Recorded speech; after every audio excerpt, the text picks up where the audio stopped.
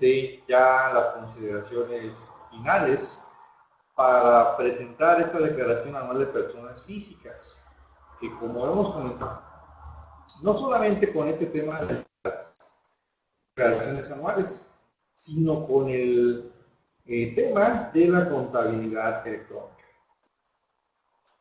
Ya estamos próximos a cumplir un sueño un tanto añorado por la administración tributaria.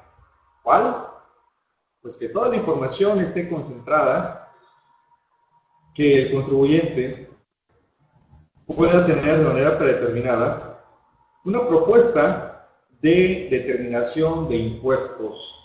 En ese caso, el impuesto sobre la renta, que, bueno, dadas las características de este impuesto directo, resultaría un poco complicado, aunque hay algunas ideas por ahí que se pueden hacer, pero bueno, no lo vamos a comentar. Ya en temas electrónicos es muy fácil. Muchas preguntas sobre cómo una persona física, si a lo mejor el fiscal tiene 100 facturas, ¿cómo vas a ver esa?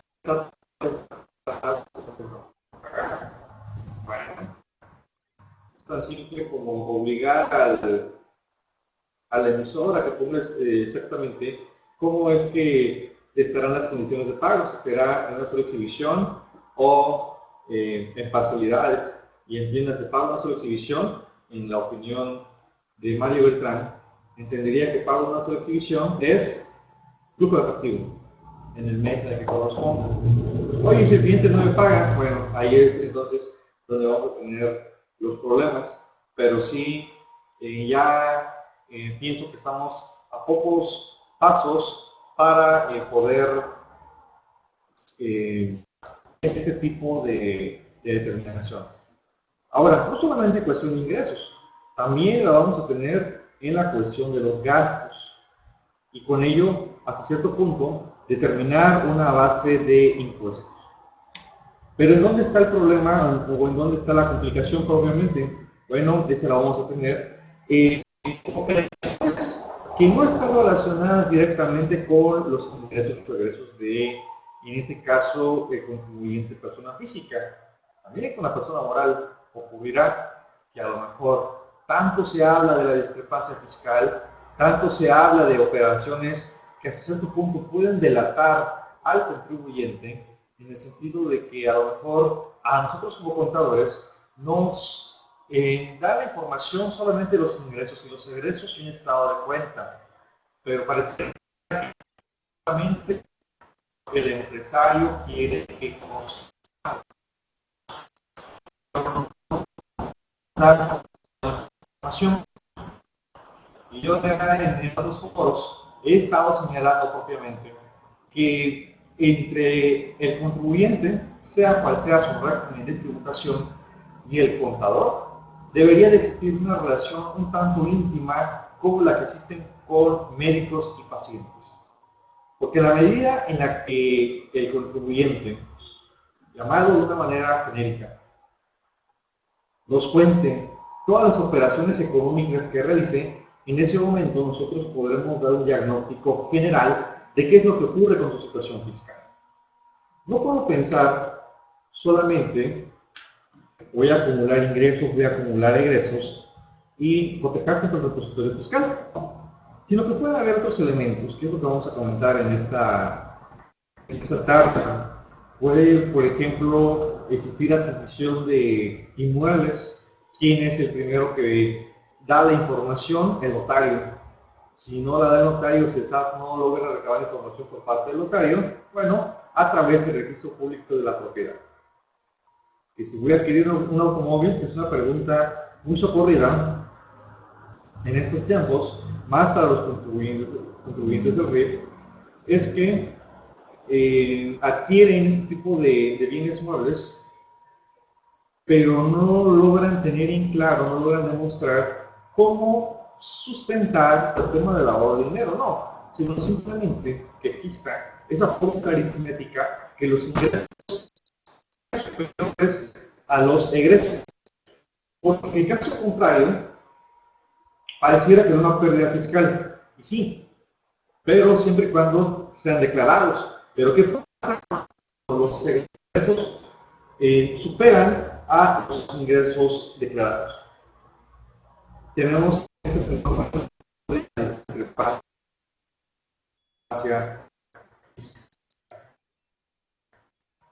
Que a lo mejor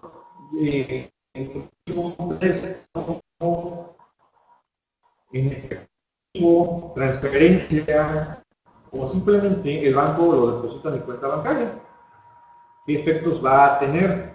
Porque recordemos que hay una premisa que a veces a los empresarios se les enseña, pese a que nosotros hagamos la recomendación y que esté todo dinero, todo ingreso depositado a la cuenta bancaria, fiscal o no fiscal, se considera ingreso salvo prueba en contra.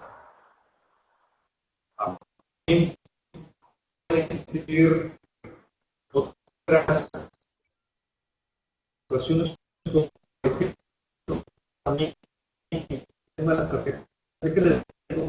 ¿Cómo es que estoy liquidando esas tarjetas? ¿Cómo es que estoy cubriendo los pagos? La recomendación, no me dejarán mentir, que hacemos es, si tienes una tarjeta de crédito, pago con los dineros de los ingresos que han sobre la venta. Sería lo más lógico. Sin embargo, financieramente, lo que ocurre, porque queda, y disculpen y permítanme la expresión, queda un hoyo fiscal, porque a lo mejor de 10,000 pesos que yo recibí en el mes, me gasté los 10,000, pero 8,000 están cubiertos con deducciones y 2,000 pesos sirvieron para de crédito por la tarjeta. Entonces, ya esos 2,000 pesos se van a generar un impuesto sobre la renta de. ¿Sí? Entonces, fíjate que ya en el mediano, y me atrevo a decir que incluso en el corto plazo, vamos a tener una propuesta de fiscalización más exacta y sobre todo en tiempo real. Si tú te acuerdas de la película de Buscando la Felicidad, si te acuerdas de Will Smith, en uno de los momentos de crisis o de desesperación, justamente cuando creo que le quedaba, por decir algo, 500 pesos en su cuenta bancaria, recibe una carta del Tesoro Federal, en este caso de Estados Unidos de América, y le dice que ya le cobró el impuesto de manera automática y creo que le quedaron, por decir algo, 40 pesos. Así vamos a llegar a ocurrir que tal vez como buenos mexicanos estamos buscando la manera de cómo darle la vuelta, pero se van a ir cerrando esos huecos para que el empresario mexicano, o un abogado fiscalista, pues ya no tenga mucha creatividad para poder dar salidas al pago del impuesto. Es por ello que la emisión de la tarde de hoy martes 14 de abril se titula Aspectos a informar en la Declaración Anual de Personas Físicas, presentado por su servidor Mario Beltrán. En primer lugar, recordaremos que el artículo 90 de la Ley del Impuesto sobre la Renta señala claramente que las personas físicas residentes en México, desde luego, están obligadas al pago del impuesto sobre la renta. Tenemos que entender y recordar algo muy diferente.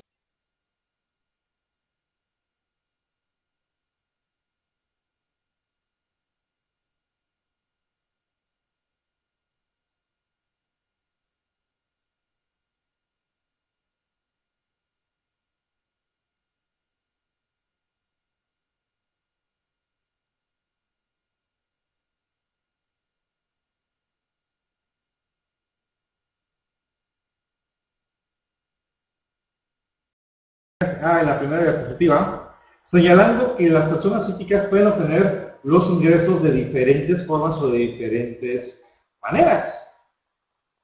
Y a lo mejor nosotros estamos tal vez muy familiarizados o muy enrolados con ingresos, por ejemplo, salarios, actividad empresarial, arrendamiento. Eso en un nivel 1. Vamos al nivel 2. Bueno, súmale esos tres, le dividimos entre intereses, métele tal vez en la inversión.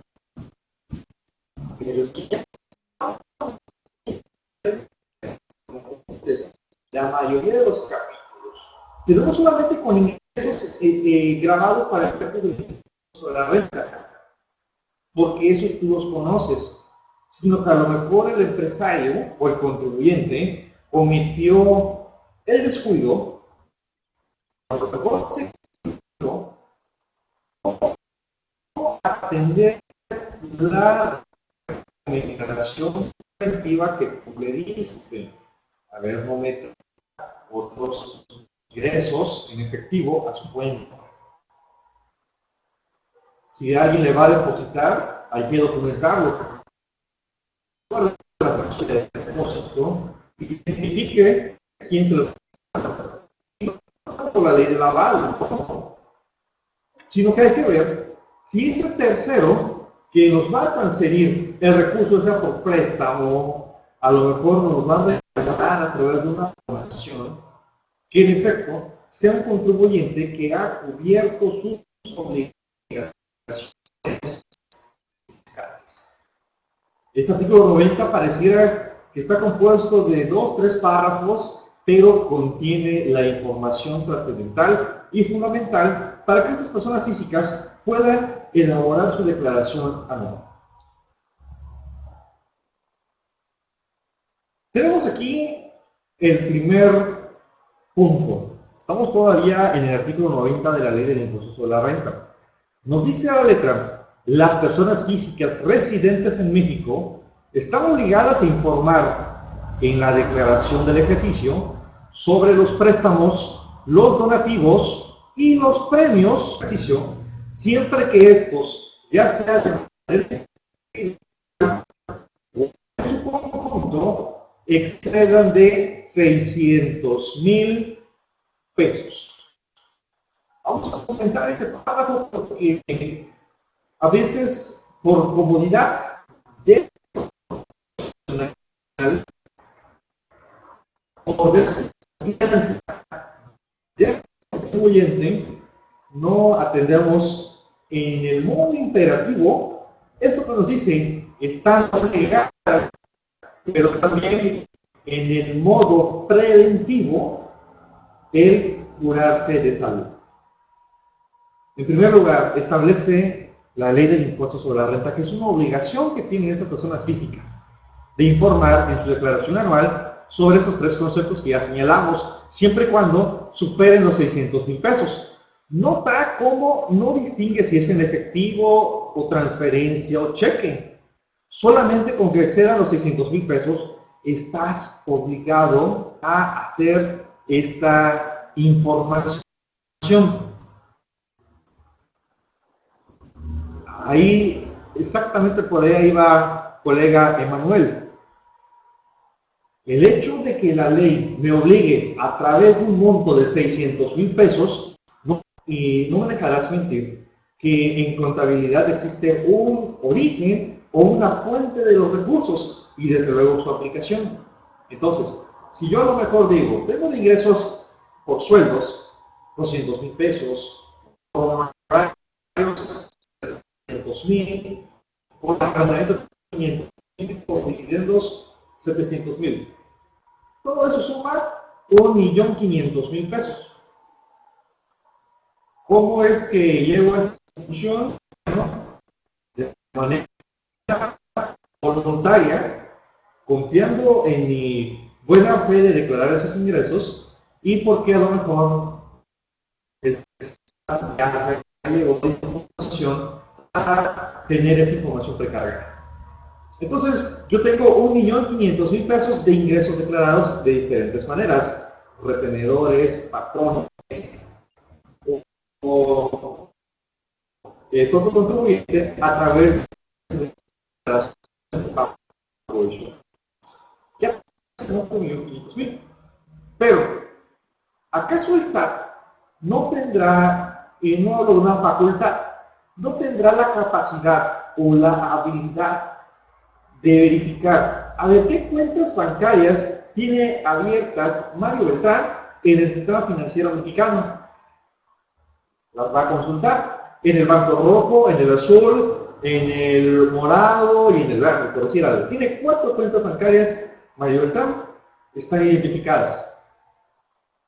Simplemente con hacer la consulta a la Comisión Nacional Bancaria de Valores, ya lo tienen.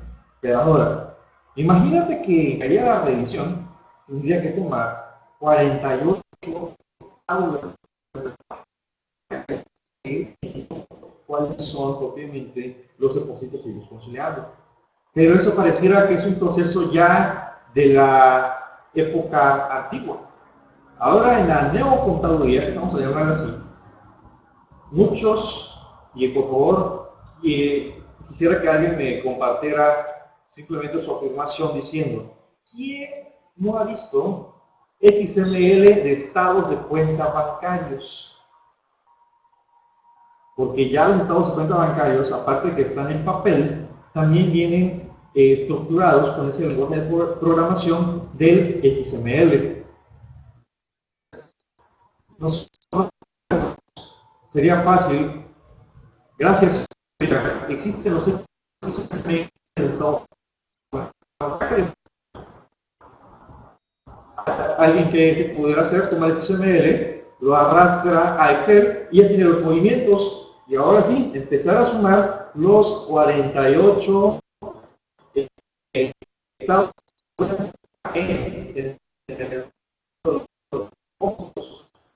y entonces, ¿qué va a hacer la autoridad? Total de depósitos, 3.500.000 pesos. Y nada más declaró 1.500.000. Faltan 2 millones. A ver, ¿eso de qué es? Y empiezan los problemas.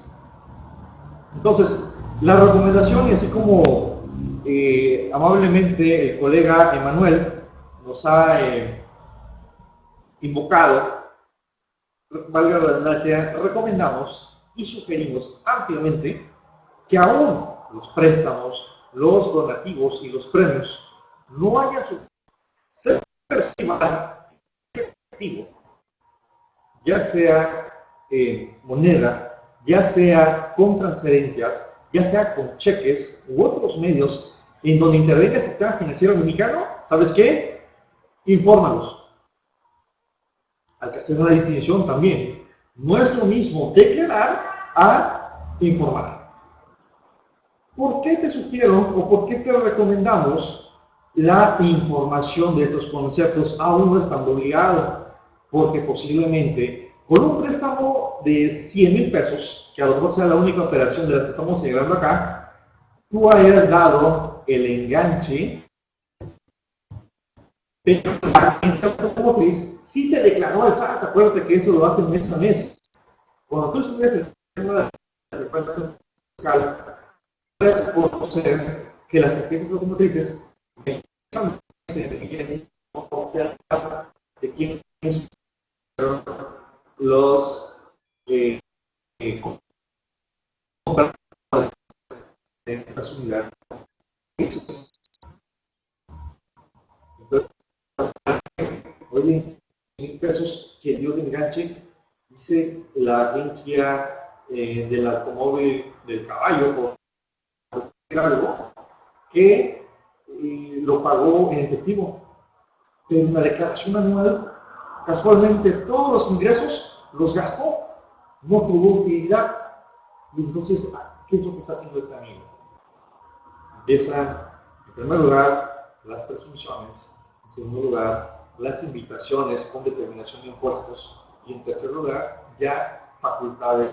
Casos 15, 16 días de que acabe este mes de abril, hagas un confesionario con el contribuyente persona física y le digas, oiga, necesitamos platicar. En primer lugar, para conocer cuáles son las cuentas bancarias que tienen. No solamente las que me reporta, sino en dónde intervienen recursos. Y por otra parte, qué es lo que ha gastado, diferente a lo que usted me ha informado o me ha entregado mes a mes para la declaración. No me dejarán mentir, una pregunta tan frecuente que hacen los empresarios respecto a esto que les estoy sugiriendo es: contador, con el respeto que me mereces, es algo que a ti no te importa. Y díganme a los 28 colegas que me están acompañando, ¿tiene razón o no tiene razón el empresario persona física? ¿Nos importa o no nos importa? Estoy atento a sus comentarios. Así lo hacen, ¿verdad, Silvia? Es correcto. Y tienen razón, no nos debe de importar, pero que no sé si aquí de los 27 colegas que me están acompañando, alguien sea empresario.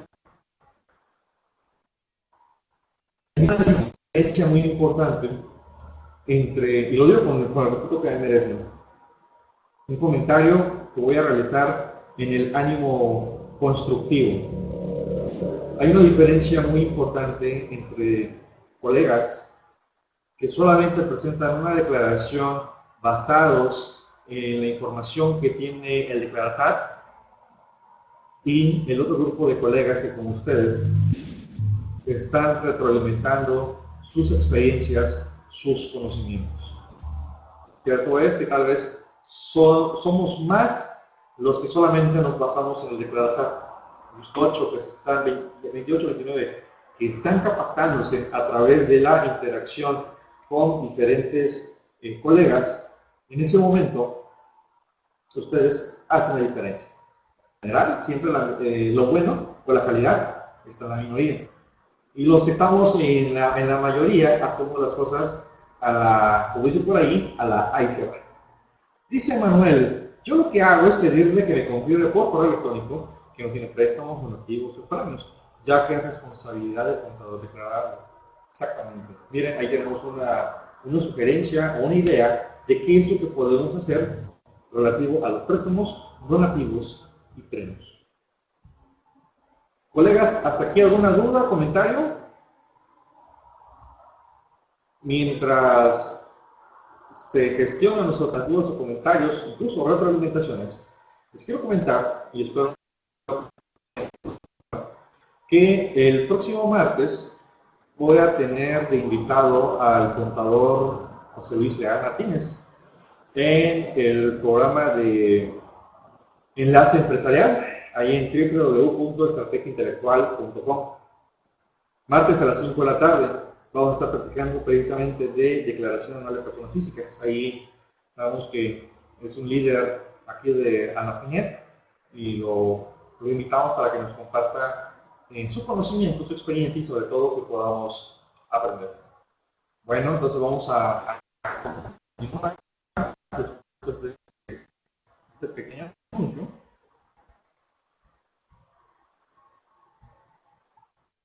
Otro detalle también, que la persona física suele no comentarle al contador. Ok, a ver, Renata, falta claridad de audio. A ver, voy a hacer aquí un pequeño aumento del volumen. Ah, ya está al 100%. Renata, de la Ciudad de México, más colegas, ¿me escuchan con claridad? Ok, ¿no hay interferencia? Ok, muchas gracias. Es que en la primera emisión que tuve por ahí del mes de marzo, le puse todo el volumen, tanto a la computadora como al panel de control aquí de la sala virtual, y se hizo eco, por eso hice estos cuestionamientos. Bueno, continuamos. Entonces, las personas físicas sabemos que para que exista una persona moral, nativamente tiene que existir personas físicas. Pero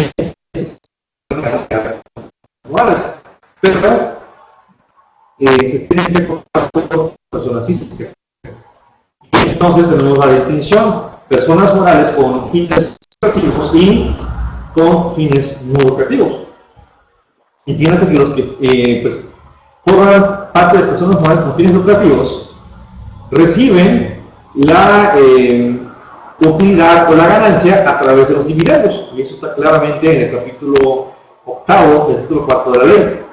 Pero ¿qué pasa con las personas morales del título 3? Bueno, estas no generan utilidades, estas no generan ganancias, estas generan remanentes, pero puede darse el caso que los integrantes de estas personas morales del título 3 repartan o distribuyan ese remanente.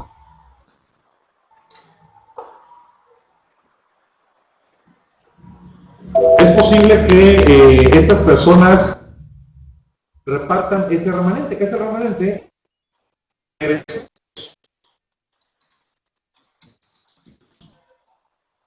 entonces, una persona física puede decir lo siguiente: a ver, si la persona moral, título 3, una AC, SC, una donataria, la que tú quieras, no paga el impuesto sobre la renta, sin embargo, reparte ese remanente y me cae a mí como beneficiario efectivo del flujo de los recursos, que soy persona física, entonces tampoco tendría que pagar el impuesto sobre la renta. ¿Cómo ven esta lógica? Título 3 no paga impuesto propio en función al porcentaje de participación. ¿Tendría o no tendría que pagar impuesto? ¿Tendría o no tendría que acumular? Estoy atento a sus comentarios.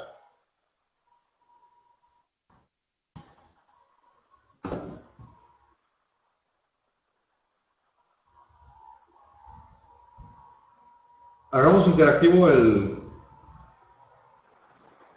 ¿Qué opinan, estimados colegas?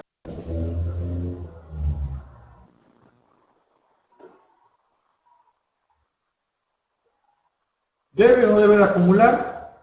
Vamos aquí a comentar esta diapositiva. Dice que se consideran ingresos obtenidos por las personas físicas los que les correspondan conforme al título 3 de esta ley, así como las cantidades que perciban para efectuar gastos por cuenta de terceros, salvo que dichos gastos sean respaldados con comprobantes fiscales a nombre de aquel por cuenta de quien se efectúa el gasto. Dice Ana Gaby del puerto de Veracruz: sí, cuando son gastos a comprobar a nombre de la empresa, recibes comprobantes a nombre de la misma, no, es muy importante. Y fíjate que esta diapositiva pues tiene dos casos. El primero que señalaba el título 3 y el segundo de la comprobación. Desde luego, los ingresos que obtenga la persona física por remanentes distribuidos de personas morales del título 3 sí son sujetos del impuesto sobre la renta. Ahora, se van a acumular en los demás ingresos. No son ni siquiera dividendos, no son ni siquiera salarios u otros. Son demás ingresos, capítulo 10. Y por otra parte, ¿qué tipo de personas o qué tipo de contribuyentes son los que pueden tener esa problemática? Que les depositan cantidades para efectuar gastos por cuenta de terceros. Y esas personas deben de comprobar o respaldar esos depósitos con comprobantes fiscales a nombre de, en este caso, de la empresa que le está dando esa instrucción. ¿Qué tipo de contribuyentes o en qué casos son los que pueden existir problemas porque no se tenga este cuidado o esta práctica?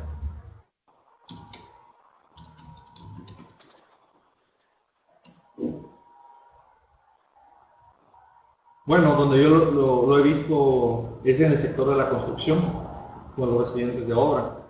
Sabemos que pues, no están propiamente, las constructoras a lo mejor están, por decir, aquí en la región, aquí en Tapachula, aquí están las oficinas, pero las obras a lo mejor están en Villahermosa, están en otro lugar. Entonces, sabemos que igual el manejo del efectivo es un tanto peligroso y lo que se opta es hacer depósitos de cheques o transferencias de fondos. ¿Quién tiene el problema? O la persona física, en este caso el residente de obra. Desde luego, el residente de obra, porque debe de recabar, correcto, Es correcto, para que se indique quién es el que está efectuando ese gasto por cuenta del tercero. Tenemos aquí otra diapositiva muy importante. Está en el artículo 93, antepenúltimo párrafo, de la ley del impuesto sobre la renta. Sabemos que el artículo 93, indebidamente, esta expresión que acaba de señalar es que la Constitución, el artículo 28, prohíbe las exenciones. Y es por ello que el artículo 93 no la llama, están exentos del impuesto sobre la renta, sino dice, no se pagará el impuesto sobre la renta.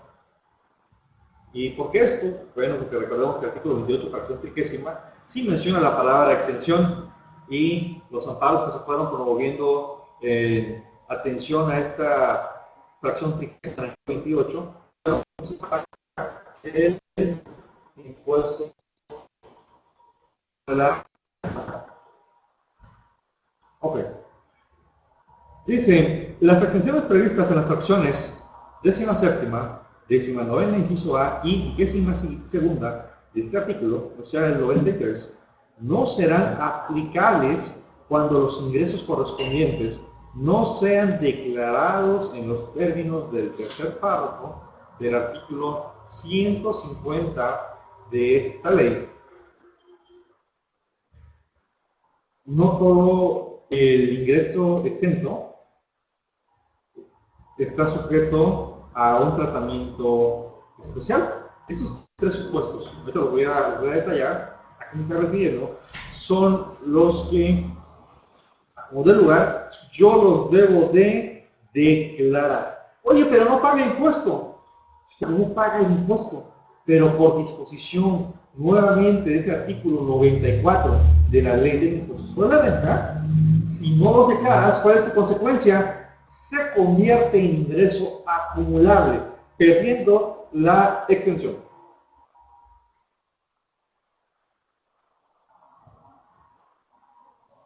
Fracción 17ª. Los viáticos hay que declararlos y, sobre todo, informarlos cuando sean efectivamente erogados en servicio del patrón y se compruebe esa circunstancia con los comprobantes fiscales correspondientes. El reglamento, no recuerdo el artículo, señala que el reglamento de la ley de impuestos sobre la renta señala que existe un margen del 10% para no comprobar en tema de viáticos. Pero la comprobación yo la hago trabajador con el patrón. ¿Y qué hacemos en nuestro carácter de trabajadores? Vamos a una comisión, vamos a hacer alguna instrucción o diligencia que nos da el patrón. En mi caso de Tapachula, voy a la Ciudad de México y me dice, ¿sabes qué? Vas a efectuar esos gastos y te los voy a depositar. Te voy a depositar 10,000 pesos y van a ser tus viáticos. Okay. ¿Qué es lo que hago yo en la Ciudad de México? Pues a lo mejor pago el restaurante, pago el hotel, taxi, todo. ¿Y qué es lo que realizo? Ya sea en la Ciudad de México o aquí en Tapachula, entro al portal de internet de las empresas, solicito la factura y se la doy al patrón. Pregunta. ¿Has terminado o protegido el proceso en tema de viáticos? Estoy atento a sus comentarios.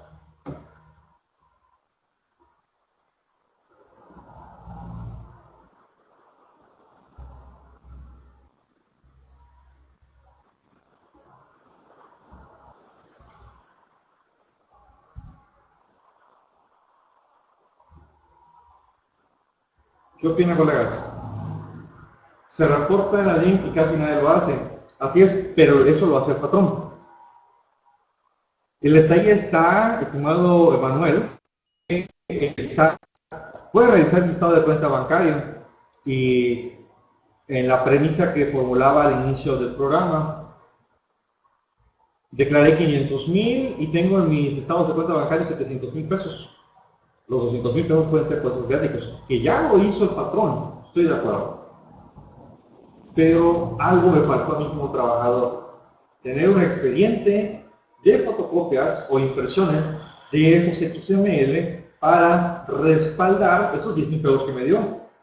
Y coincido contigo también, eso casi no se hace. La fracción décima novena habla de la enajenación de casa habitación.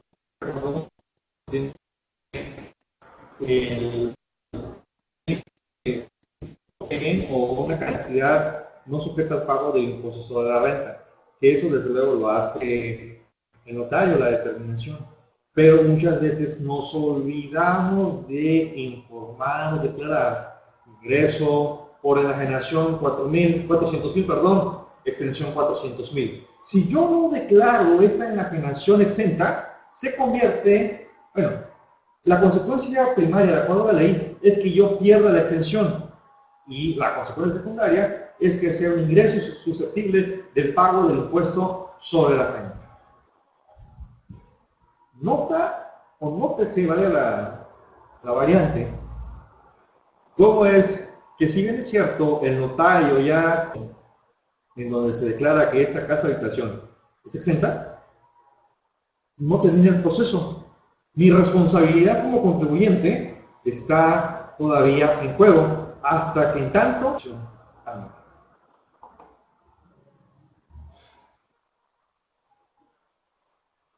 Otro tipo de exenciones que están condicionadas es la fracción 22ª, que si una persona física recibe ingresos por herencia o legado, también los debe de declarar, porque de lo contrario pierde su naturaleza de no pago del impuesto sobre la renta y se convierte en ingreso acumulado. A ver, Ana Gaby del Puerto de la Cruz, en caso o en el supuesto de casa habitación, tengo un caso de un contribuyente. Ok, a ver, Ana Gaby, seguimos atentos a tu planteamiento.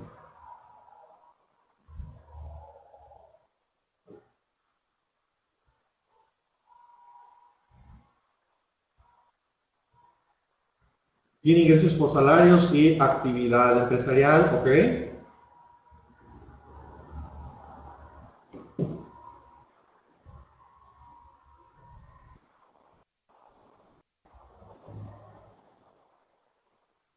Ana Gaby, Houston.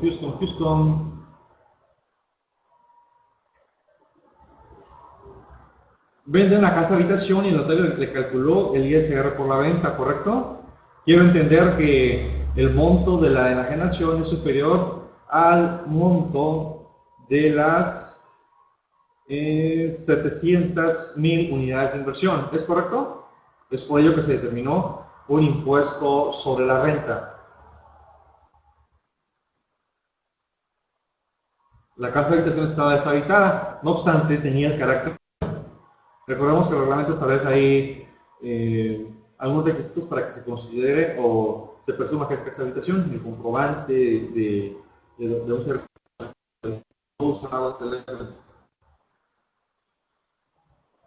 En ese caso, Ana Gaby, como supera el monto del no pago del impuesto sobre la renta, tendrías que acumularlo y posiblemente ahí se te genere un impuesto. Y el contribuyente no quiere que se le incluya en la declaración anual. Si me permites, y con el respeto para todos los colegas, ¿qué es lo que se le debe de comentar a este cliente que no quiere incluir esa venta de casa habitación en la declaración anual? Está bien, no lo incluyamos, no lo informemos, pero va a tener, claro, súmele 5 años en donde la autoridad le puede solicitar el pago del impuesto sobre la renta por la totalidad de la renta, porque perdería el monto del no pago del impuesto sobre la renta correspondiente a 700,000 unidades de inversión. Es correcto, Ana, lo tiene que acumular, pero solamente la parte grabada, ¿sí? Porque ya tiene el no pago de ISR, la exención por estas UDIs. Ok, ese ISR se supone que lo va a acreditar. Entendemos que existe una parte exenta y una parte grabada. La parte grabada es la que generó los 2.356, que cuando la acumules, valga la redundancia, en el cálculo anual, entonces ahí el efecto será cero. Pero de no cumplir con esta información, entonces estaría perdiendo la exención. Fracción 22ª, los ingresos que se reciben por herencia o legado también están con transferencia, ¿sí? Pero lo debes de expresar en tu declaración anual.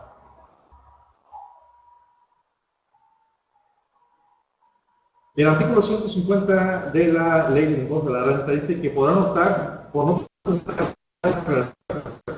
el párrafo anterior las personas físicas que únicamente tengan ingresos acumulables de ejercicio por los conceptos señalados en los capítulos 1 y 6 de este título, cuya suma no exceda de 400,000 pesos, siempre que los ingresos por concepto de intereses reales no excedan de 100,000 pesos. Sobre dichos ingresos se haya aplicado la retención a que se refiere el primer párrafo del artículo 135.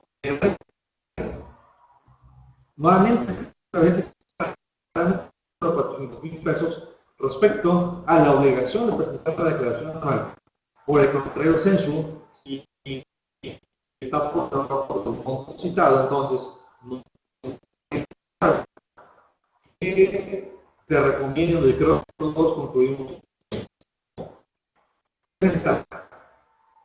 Oye, contador, si tú quieres sacar un dinerito de declaración anual, está bien. Si no quiere, tampoco lo puedo obligar a que presentemos la declaración anual. Pero tenga en cuenta que usted recibió diferentes depósitos. Si bien es cierto, los ingresos fiscales no superaron 400,000 pesos, sí los ingresos por depósitos, incluidos los fiscales, superan 400,000. Recomendación: se presenta la declaración anual. Y también, en la declaración a la que se refiere el primer párrafo de este artículo, los contribuyentes que en el ejercicio que se declara hayan obtenido ingresos totales, incluyendo aquellos por los que no se esté obligado al pago de este impuesto, o sea, los exentos, y por los que se pagó el impuesto definitivo, superiores a 500,000, declarar la totalidad de sus ingresos, incluidos aquellos por los que no se esté obligado al pago de este impuesto en los términos de y 22ª. Surge un problema que estamos contando desde el año 2014 con la reforma a la ley del impuesto sobre la renta. Y en atención a este penúltimo párrafo del artículo 93, en especial de estas fracciones 17ª, 19ª y 22ª. ¿Qué sucede si un RIF recibe una herencia? ¿Qué sucede si un RIF enajena casa habitación? El RIF no está obligado a presentar declaración anual. No obstante, puede tener ahí un problema. ¿Y dónde está el problema? Si, el RIF está posibilitado a obtener los siguientes ingresos: por actividad empresarial, por solicitantes y por arrendamiento. Solamente esos tres. Es decir, el RIF enajena una casa habitación con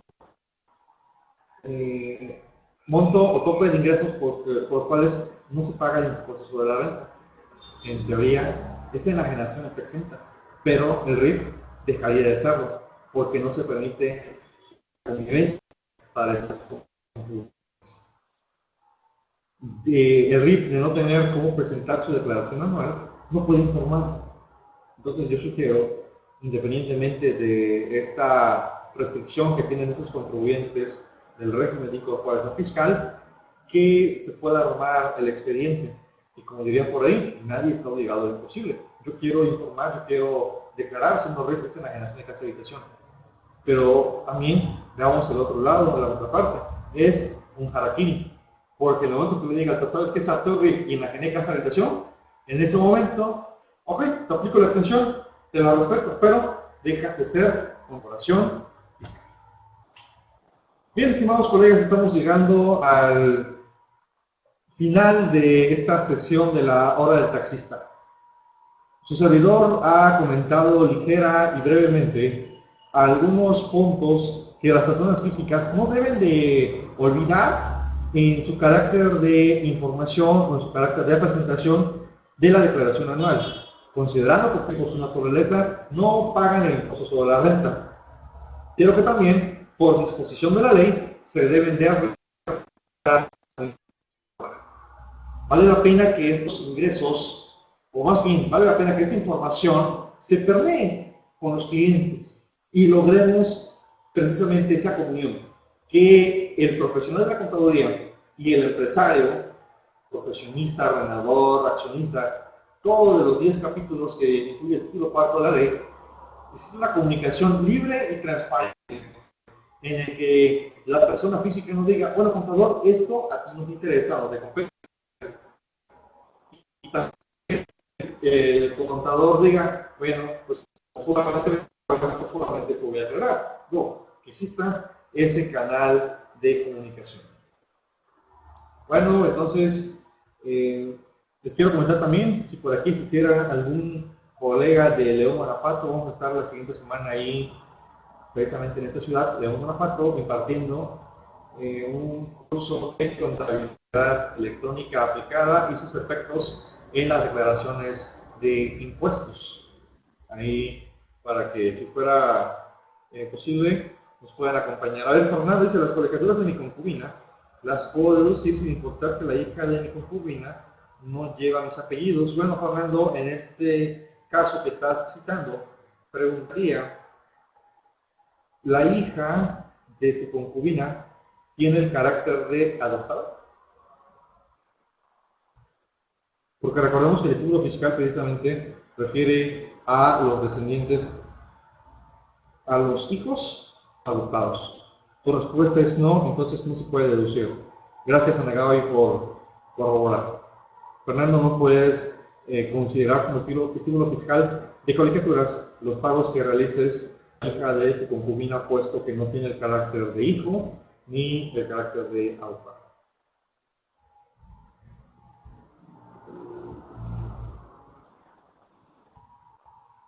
Así es, Emanuel, Grania. Son datos que todavía no están con el carácter obligatorio, por eso no se están poniendo. Pero sí, vale la pena desmenuzar ese XML y ver escritura en XML y en su representación impresa. Bueno, colegas, por ahí me puse mis datos de contacto, correo electrónico cpmariodeltran@hotmail.com, y en Facebook me pueden seguir como Espacio Beltrán. Ahí estamos a sus órdenes para cualquier duda o comentario. Nos saludamos la siguiente semana. Que tengan muy buenas tardes.